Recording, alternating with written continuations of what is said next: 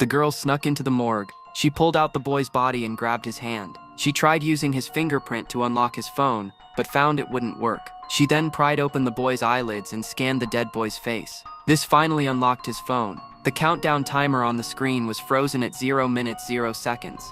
She then stared numbly at her own phone, which displayed the identical app except her countdown showed just over 1 day of life remaining. Her anxiety grew increasingly unbearable. Just then, the chief physician called her into an empty hospital room.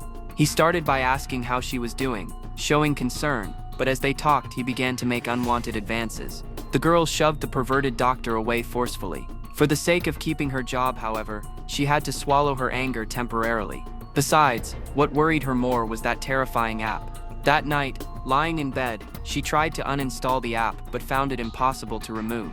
This made her increasingly fearful. First thing the next morning, she rushed to a phone store and decided to buy a new phone. Looking at the clean screen of her new device, she finally breathed a sigh of relief. But before she could even step out of the store, her phone chimed. She pulled it out and saw that the cursed app had automatically installed itself.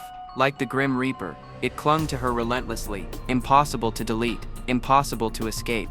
Back in her car, she watched anxiously as each second ticked by. Suddenly, she noticed a dark shadow in her backup camera. She turned to look behind her but saw nothing. Just as confusion set in,